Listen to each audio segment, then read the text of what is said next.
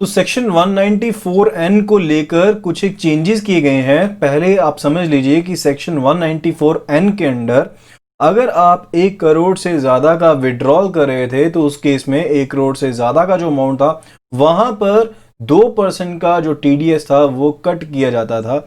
लेकिन गवर्नमेंट ने अब इसके अंडर एक प्रोविजन डाल दी है एंड अब ये लिमिट हो गई है 20 लाख रुपए की। तो आप ये जानिएंगे इस वीडियो के एंड तक कि किन लोगों के लिए ये जो लिमिट है वो 20 लाख की हुई है, यानी कि 20 लाख के ऊपर जो भी अमाउंट रहेगा 1 करोड़ तक वहां पर उनको 2% टैक्स कटवाना होगा एंड 1 करोड़ से ऊपर के अमाउंट के लिए उन्हें 5% टैक्स कटवाना होगा। तो इस वीडियो में बने रहिए एंड जानिए सेक्शन 194N की इस प्रोविजन के बारे में। तो फ्रेंड्स, मैं हूं यहाँ पर इनकम टैक्स इंडिया ई फाइलिंग की वेबसाइट के ऊपर एंड यहाँ पर आप देख सकते हैं कि verification of applicability under section 194N को यहाँ से चेक किया जा सकता है। तो अगर हम यहाँ पर pan number and mobile number जो कि हमारा एसोसिएटेड है इस पैन नंबर के लॉगिन के साथ उसे यहाँ पर फिल इन करते हैं तो आपको एक OTP आएगा एंड साथ के साथ आप ये जान पाएंगे कि आप उसके अंदर इसके दायरे में आते हैं नहीं आते हैं। तो यहाँ पर डिटेल्स फिल इन करने के बाद आपको यहाँ पर आई हेयर बाय डिक्लेयर दैट पर क्लिक करना है, इसे कंफर्म करना है एंड कंटिन्यू करना है। जैसे ही आप कंटिन्यू करेंगे तो आपको यहाँ पर OTP रिसीव होगा। तो OTP को आप यहाँ पर फिल इन कर देंगे। जैसे ही सबमिट करेंगे तो यहाँ पर ये आपको बता रहा है कि आपके ऊपर जो TDS डिडक्टेबल है वो 2% है, यानी कि यहाँ पर रेगुलरिटी ऑफ इनकम को यहाँ पर चेक किया जाता है। तो मैं आपको सेक्शन 194N का पहले प्रोविजन बता देता हूँ यहाँ पर।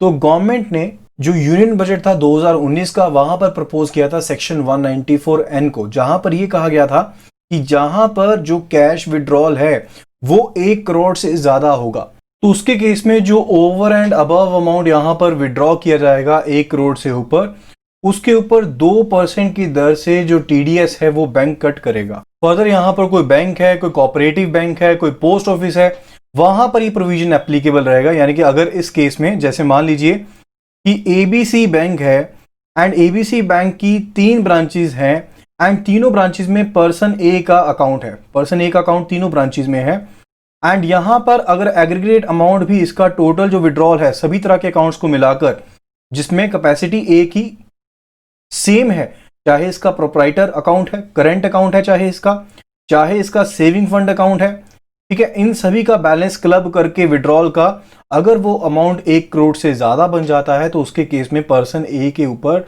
2% TDS जो है वो चार्ज किया जाएगा। लेकिन इसके तहत कुछ एक जो कैटेगरीज हैं उनको एग्जामिशन भी है। जैसे कोई गवर्नमेंट बॉडी अगर कोई ट्रांजैक्शन करती है तो उसके केस में 1 करोड़ वाला ये प्रोविजन एप्लीकेबल नहीं रहेगा। इसी तरह से कोई बैंक है जिसमें कोऑपरेटिव बैंक है वो काम कर रहे हैं, इंटर बैंकिंग कर रहे हैं, तो उसके केस में भी 1 करोड़ का प्रोविजन जो रहेगा वो एप्लीकेबल नहीं रहेगा। फर्दर अगर कोई बिजनेस कॉरेस्पॉन्डेंट है, जो बिजनेस कॉरेस्पॉन्डेंट होते हैं वो भी क्या रहते हैं, बैंकिंग बिजनेस ही करें ना, तो बिजनेस कॉरेस्पॉन्डेंट जो है उनके ऊपर भी ये प्रोविजन जो है वो एप्लीकेबल नहीं रहेगा। एंड इवन इसमें कोऑपरेटिव जो बैंक हैं वो भी शामिल रहेंगे, कोऑपरेटिव सोसाइटीज भी जो बैंकिंग बिजनेस कर रही हैं उनके ऊपर भी ये जो प्रोविजन है वो एप्लीकेबल नहीं होगा। इसी तरह से अगर कोई व्हाइट लेबल ATM है, व्हाइट लेबल ATM मींस सारी की सारी जो जिम्मेदारी है ATM को लेकर वो किसी NBFC के ऊपर है, ठीक है, तो उसके ऊपर भी उनकी ट्रांजैक्शन के रिलेटेड भी यहाँ पर 2% TDS जो होगा वो कट नहीं होगा, ठीक है। इसके अलावा जो भी पर्सन है सभी के ऊपर ये प्रोविजन एप्लीकेबल रहेगा। जो कैटेगरीज आपको मैंने यहाँ पर बताई है कि गवर्नमेंट बॉडी होगी, बैंक हो गया, कोऑपरेटिव बैंक हो गया, इंटर बैंकिंग ट्रांजैक्शन होगी, व्हाइट लेबल ATM ट्रांजैक्शन होगी, या फिर किसी पर्सन को स्पेशली यहाँ पर नोटिफाइड किया गया है अगर गवर्नमेंट की तरफ से, तो इनको छोड़ते हुए बाकी सभी के ऊपर ये 2% वाली जो प्रोविजन थी वो एप्लीकेबल है। अब गवर्नमेंट ये करना क्यों चाहती है, डिजिटल ट्रांजैक्शंस को बढ़ावा देने के लिए कि लोग जो ट्रेडिशनल वेज हैं ट्रांजैक्शंस के उनको करने से बचे, तो इसके लिए ये 194N सेक्शन जो है इसे इंट्रोड्यूस किया गया है।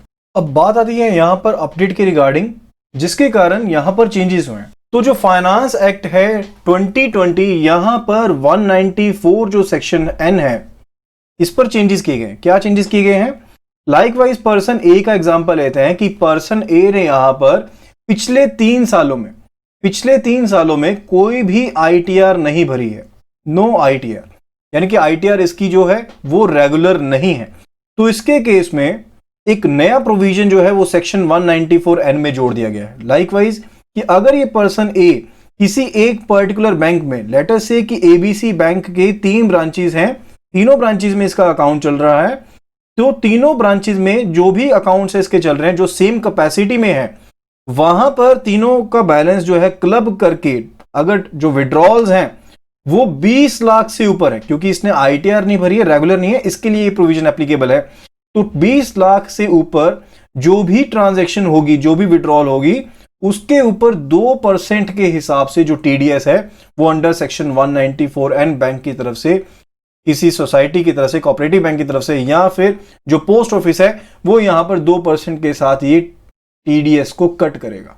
सिर्फ इतने तक नहीं, अगर इस पर्सन की ट्रांजैक्शन 1 करोड़ से बढ़ जाती है, अगर इस पर्सन की ट्रांजैक्शन 1 करोड़ से बढ़ जाती है एंड इसने कोई भी आईटीआर फाइल नहीं की है, तो उसके केस में जो टीडीएस कट किया जाएगा वो 5% कट किया जाएगा।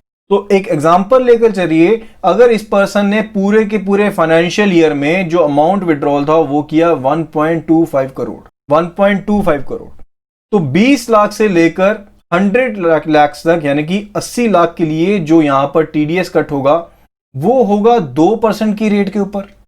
फर्दर 1 करोड़ से लेकर 1 करोड़ 20 लाख तक, यानी कि 20 लाख के लिए जो अमाउंट इसका टीडीएस के रूप में कट होगा वो कट होगा 5% की रेट। वहीं पर अगर इस पर्सन ने रेगुलर आईटीआर पिछले 3 सालों में भरी है, तो उसके केस में जो प्रोविजन इसके ऊपर एप्लीकेबल होगा वो पुराने वाला प्रोविजन ही, यानी कि 1 करोड़ से अबव जो ट्रांजैक्शन हुई हैं उनके ऊपर ही 2% वाला जो रूल है वो एप्लीकेबल रहेगा। यानी कि अगर इसने 1.5 करोड़ की ट्रांजैक्शन की, पर्सन ए ने 1.5 करोड़ की ट्रांजैक्शन की एंड ये रेगुलर यहां पर आईटीआर फाइल कर रहा है, तो 50 लाख अमाउंट के ऊपर 2% के हिसाब से टीडीएस कट।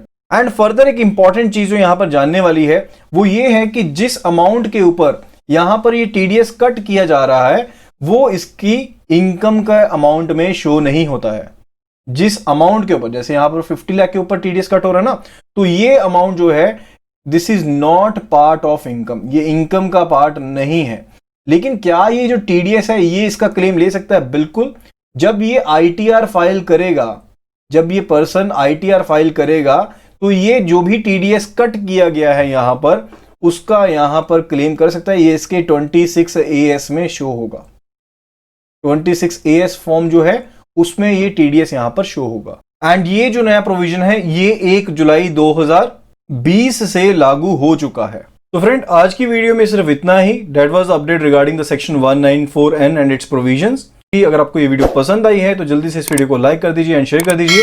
एंड साथ ही साथ अगर आपने अभी तक हमारे चैनल को सब्सक्राइब नहीं किया है तो चैनल को सब्सक्राइब भी कर लें। फर्दर आप इनकम टैक्स इंडिया ई फाइलिंग की वेबसाइट पर जाकर अपने यहां पर एप्लीकेबिलिटी चेक कर सकते हैं कि आपके ऊपर जो टीडीएस है अंडर सेक्शन 194N वो कितना यहां पर एप्लीकेबल बनता है। तो जो लिंक है यहां पर मैं डिस्क्रिप्शन में दे दूंगा। So thank you so much and see you again in the next video.